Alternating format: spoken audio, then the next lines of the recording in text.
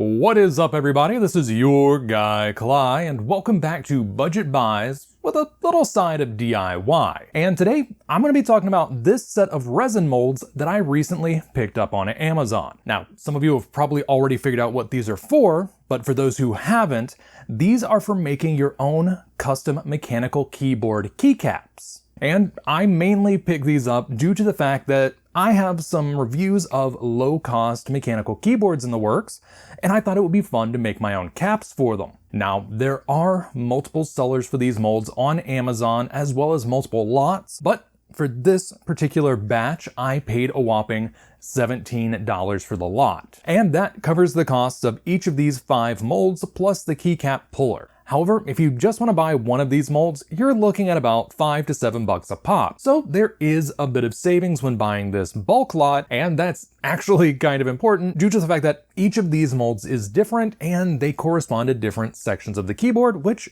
I'll talk about later. And on that note, before we get any deeper into this video, I should go ahead and say I hate these molds.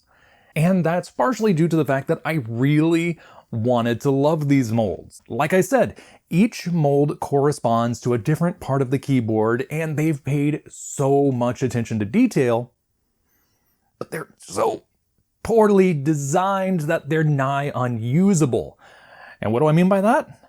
Well, instead of immediately jumping into the rant, let me go ahead and tell you what these molds are and what they're not. These molds are for making your own custom keycaps, using resin and maybe a few other moldable materials. But more specifically, they're for making standard profile keys that have either been colored with various pigments like mica powder or have various things embedded in them like this shredded money. And side note, yes, that is real shredded currency. No, I didn't shred it myself. I actually bought it pre-shredded from a reseller who gets their inventory from the United States government. This is what typically happens to bills that are too worn out to re-enter circulation, as well as some counterfeit currency. These are commonly referred to as Fed shreds online.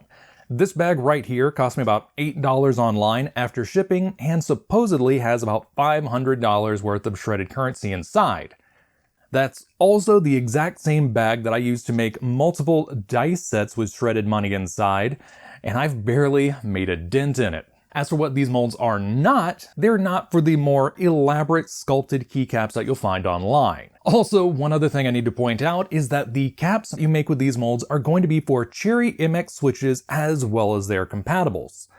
Things like Kale, Altimu, Gatoron, and probably quite a few other manufacturers that just aren't coming to mind right now due to the fact that I'm quite new to the whole mechanical keyboard scene. The most important thing to remember is that each of your keycaps are going to have a post like this in the middle, so just make sure to double check your keyboard before buying. Now, let's talk about why these molds were so promising.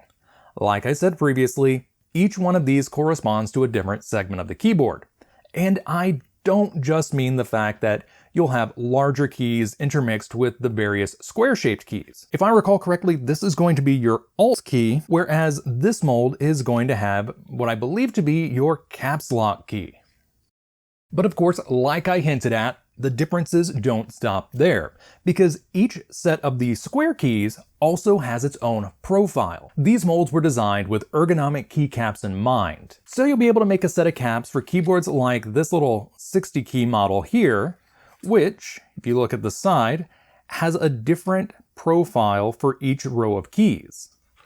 I just thought that was great attention to detail. Even better, if you're concerned about getting these mold caps that look very similar mixed up, you don't have to worry about it because each mold is individually numbered and each corresponding cap has the same number, making it much more difficult to mix them up. However, this is where I'm going to stop singing the praises of these molds because despite all of the good design that went in here, they kind of screwed up in probably the most important part, and that's making these molds even remotely usable. Because if you take a closer look, you'll notice that the cap is just laying on top of the mold, and there's no real way to center this perfectly every single time. Now, that doesn't matter with certain applications, but when you're talking about keycaps, a little deviation in the center of the key is going to make it unusable. you're going to have keys that are too far in one direction or the other, and they're going to end up not only bumping into each other, but then pulling each other down whenever you press one key. And that's just no good. These molds really would have benefited from some kind of keying between the mold and the base. And for the casting mold noobs out there, keying refers to various features on a mold and cap that make sure they only fit together one way. If I were to just rotate things a little bit, well, that's not going to work. I will know it's misaligned and I can correct it before I start pouring my resin. This is one of the most basic things you need to know when making molds, and the fact that they're doing it this way on an industrial scale is kind of sad. I mean, heck, even the notorious Wish dice molds do a better job of it. Not only do they have a cap that locks down thanks to these little flaps here, but the cap is even keyed so that it fits into the mold one way. Now, I did do some experiments on keying these molds myself, and here's how I did it. For this, you'll need some parchment paper or another non-stick surface, a hot glue gun, your mold cap, as well as some keycaps with the correct profile to fit the mold you're keying. Start off by attaching the keycaps to the cap of your mold. This is going to help with centering the cap on the mold as well as holding everything together while we're applying the hot glue. Next up, place the cap on your mold and give it a firm press to make sure everything's aligned properly. Next, place the mold cap side down on your non-stick surface and then run a bead of hot glue around the edge. Once the hot glue is nice and cool, go ahead and flip the mold over and apply another bead. This time you might want to go over the edges of the cap a little bit in order to make a lip to hold everything down. Now, in order to use these molds, you're going to start off by filling the post hole on the cap of the mold. Resin will not flow into this portion, so you're going to end up with huge voids if you skip this step. Next, fill up the main body of the mold and then center the cap on the mold as best you can. And this is where the mold that I keyed earlier is going to have a distinct advantage. Finally, we need to let the resin cure, either by waiting an amount of time recommended by the manufacturer, or in the case of UV resin, by hitting it with a UV light. Since I'm using a two-part epoxy, I'm just going to let these cure overnight, and I'm going to be placing the keyed mold in my pressure pot, while the non-keyed mold is just going to sit in the open air. And here are the keycaps out of the molds. Now, as I mentioned, I put the mold that was keyed into my pressure pot to try and get rid of all of the little air bubbles. And here you can see the difference between a piece of resin that was in a pressure pot as well as one that wasn't. Though I will admit this isn't exactly a fair comparison due to the fact that I did go out of my way to make sure the resin did have a few extra bubbles in it. That being said, even in the pressure pot, I still got quite a few big bubbles here on the base. And that's just not ideal. Now, some of you are probably wondering about the shredded money keycap I showed earlier in the video and how I got all of the air bubbles out of that. And well, the answer is, I didn't. I still have huge nasty air bubbles here on the base. And the same goes for the little green mica powder guy. I just cannot make these bubbles go away.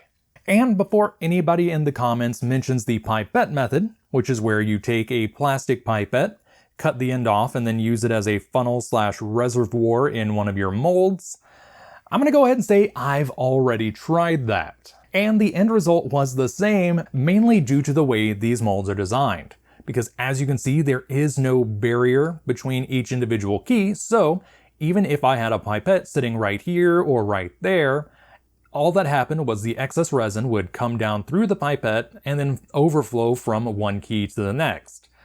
It was ultimately pointless. And yes, this was with one of my hot glue keyed molds. Maybe it would have been better if I had used silicone to key the mold, since that'll pretty much bind permanently to one part of the mold or the other, but I kinda doubt it due to the way this cap is done.